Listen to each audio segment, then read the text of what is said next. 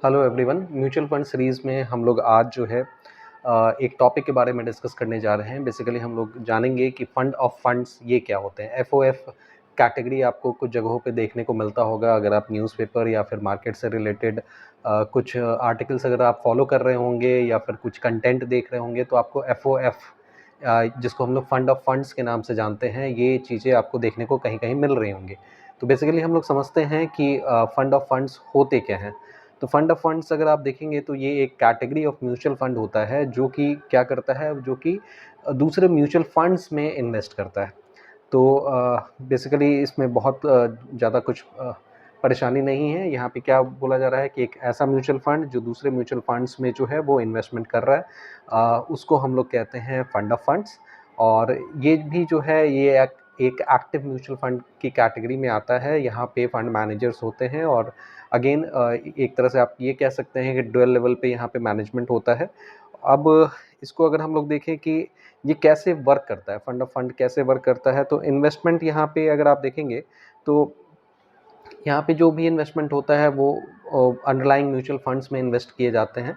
तो आप समझिए कि ऑलरेडी जो है डाइवर्सिफाइड बास्केट है उसमें यहाँ पे इन्वेस्टमेंट किया जाता है। आपको अच्छा खासा यहाँ पे डाइवर्सिफिकेशन का बेनिफिट देखने को मिल जाता है। इसके अलावा दूसरा अनदर फैक्टर में अगर आप देखेंगे तो यहाँ पे प्रोफेशनल मैनेजमेंट देखने को मिलता है, क्योंकि म्यूचुअल फंड्स का जो सिलेक्शन यहाँ पे किया जाता है वो वेल क्वालिफाइड फंड मैनेजर के द्वारा किया जाता है। तो फंड ऑफ फंड्स के आप ये समझ सकते हैं कि ये पूरा सिनारियो होता है, इस तरह से ये वर्क कर रहे होते हैं।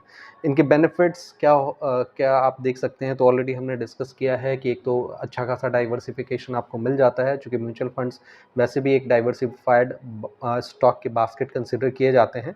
और अगर आप नोटिस करें तो यहाँ पे बहुत सारे कैटेगरी ऑफ म्यूचुअल फंड्स जो है वो चूज़ किए जाते हैं बाय प्रोफेशनल मैनेजमेंट।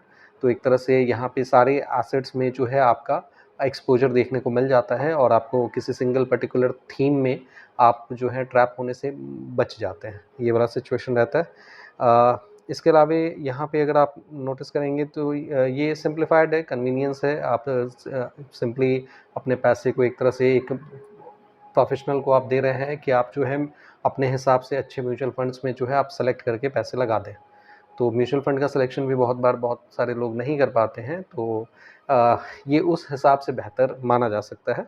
बाकी ये आपके फंड ऑफ फंड्स के टाइप्स क्या क्या देखने को मिल सकता है। अगर हम टाइप्स की बात करें कि types of fund of funds क्या क्या हो सकते हैं, तो इक्विटी फंड ऑफ फंड्स हो सकते हैं, जहाँ पे म्यूचुअल फंड जो हैं वो इक्विटी ओरिएंटेड हो, उनको हम लोग इक्विटी फंड ऑफ फंड्स की कैटेगरी में रखते हैं।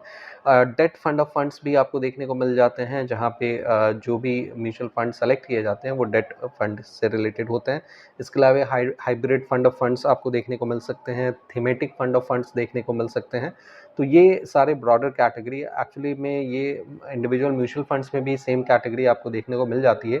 वही कैटेगरी आपको फंड ऑफ फंड्स की कैटेगरी में भी देखने को मिल जाता है, इस सेक्शन में भी आपको देखने को मिल जाता है।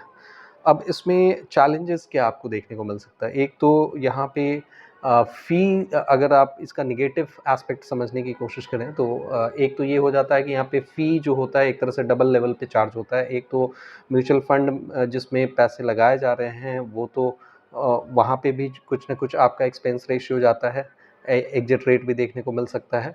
और इसके अलावा यहाँ जो आप फंड ऑफ फंड्स में लगा रहे हैं तो ये भी प्रोफेशनल मैनेजमेंट के द्वारा इन्वेस्ट किया जा रहा है दूसरे म्यूचुअल फंड में, तो इनके द्वारा भी कुछ चार्जेस आपसे लिए जाते हैं एक्सपेंस रेशियो के हिसाब से। तो एक तरह से डबल, आप ये समझें कि डबल जो है आप पे बर्डन आ रहा है चार्जेस के हिसाब से, और ये आपके ओवरऑल गेन को कुछ हद तक कॉम्प्रोमाइज़ ज़रूर कर देता है, इसको नकारा नहीं जा सकता। तो फ़ीस जो है एक टेक्निकल एस्पेक्ट हो जाता है यहाँ पे। दूसरा यहाँ पे एक नेगेटिव साइड कह सकते हैं कि कुछ हद तक देखने को मिल जाता है, वो है ओवर डाइवर्सिफिकेशन। वैसे म्यूचुअल फंड अगर आप देखेंगे तो म्यूचुअल फंड ऑलरेडी जो है वो डाइवर्सिफाइड स्टॉक बास्केट कंसीडर किया जाता है, और इसमें अगर आप बहुत सारे म्यूचुअल फंड्स एक प्रोफेशनल मैनेजमेंट के द्वारा ऑप्ट किया जाता है, तो ये ऐसा चांसेस है कि एक ही तरह के जो फंड्स हैं वो आपको देखने को मिल जाए। अगर मैनेजमेंट का जो है इंटीग्रिटी या फिर मैनेजमेंट जो है उतना, अगर आप समझे कि मचाओ या तोड़ू-फोड़ू अगर नहीं है तो आपको इस तरह का सिचुएशन देखने को मिल जाता है। तीसरा जो है कि यहाँ पे मैनेजर का रिस्क है मैनेजमेंट के हिसाब से, क्योंकि आपने अपने पैसे को एक प्रोफेशनल मैनेजमेंट को सौंप दिया है और फिर उसके बाद में उस पे आपका कोई कंट्रोल एक तरह से नहीं है कि वो किस तरह से फंड का सिलेक्शन कर रहे हैं, किस तरह से उनका एनालिसिस है, ये सारी चीज़ें वहाँ पे आपको देखने को मिल जाती है। तो ये सारा कुछ at the mercy of fund manager हो जाता है। तो फंड मैनेजर का जो है ट्रैक रिकॉर्ड इस हिसाब से एक इम्पॉर्टेंट रोल प्ले करता है कि आप जो है फंड मैनेजर के ट्रैक रिकॉर्ड को भी अच्छे से एनालिसिस कर लें और उसके अकॉर्डिंग ही आप जो है इस तरह के फ़ंड में जो है पैसे लगाएं। तो ये फ़ंड ऑफ फंड के जो है का पूरा कॉन्सेप्ट हम लोग समझ रहे थे कि फ़ंड ऑफ फंड जो है कुछ इस तरह से है और इसमें जो है हमारा पूरा एनालिसिस वाला पार्ट जो है वो हमने कवर किया हुआ है। अब थोड़ा-सा हम लोग ये समझ लेते हैं कि इंडेक्स फंड और आपके फंड ऑफ फंड्स में जो है वो किस तरह से सिंपली आपका मेन डिफरेंस क्या हो जाता है। जैसे इसको आप इंडेक्स फंड की तरह ना समझें, क्योंकि इंडेक्स फंड जो है सिंपली वो इंडेक्सेस के अकॉर्डिंग चलता है, जबकि फंड ऑफ फंड जो है वो म्यूचुअल फंड्स में पैसे लगाता है। एवरेज रिटर्न की अगर हम लोग बात कर ले तो फंड ऑफ फंड्स का एवरेज रिटर्न अगर आप देखेंगे तो इन जनरल इक्विटी से रिलेटेड जो भी सेगमेंट है उसमें 11 से 19% तक के रिटर्न जो है आपको 3 साल के एवरेज रिटर्न अगर आप देखेंगे तो इतना के लगभग में आपको देखने को मिल जाएगा। तो अगेन एक तरह से डबल डिजिट ग्रोथ आपको देखने को मिल रहा है। तो ये एक तरह से जो ट्रेडिशनल बैंक के द्वारा जो भी आपको बेसिकली ऑफ़र दिए जाते हैं इन्वेस्टमेंट के पॉइंट ऑफ व्यू से, तो उसमें उससे एक बेहतर रिटर्न ज़रूर आपको जनरेट करके दे रहा है और इन्फ्लेशन को एक तरह से बीट कर रहा है। तो यहाँ इस बेसिस पे भी जो है वेल्थ ठीक-ठाक क्रिएट किया जा सकता है। तो लगभग 11 से 19% टाइप का जो है यहाँ पे आपको एवरेज रिटर्न देखने को मिल जाता है। अगर आप निफ्टी की बात करेंगे या फिर इंडेक्स के एवरेज रिटर्न की बात करेंगे तो इन जनरल निफ्टी का अगर आप देखेंगे तो पिछले 3 साल का जो एवरेज रिटर्न आपको देखने को मिलेगा वो लगभग 13% से 13% के लगभग में आपको देखने को मिलेगा। तो इंडेक्स फंड और आपके फंड ऑफ फंड्स के ये कुछ एवरेज रिटर्न्स के बारे में हम लोग डिस्कशन कर रहे थे। वैसे भी अब ये हमने इसके एस्पेक्ट्स को समझने की कोशिश की है। हमने एक कंपैरिजन भी देखा है कि कैसे index fund specially Nifty index जो है वो फंड ऑफ फंड्स से डिफरेंट है, उनके एवरेज रिटर्न्स किस तरह से हमें देखने को मिल सकते हैं।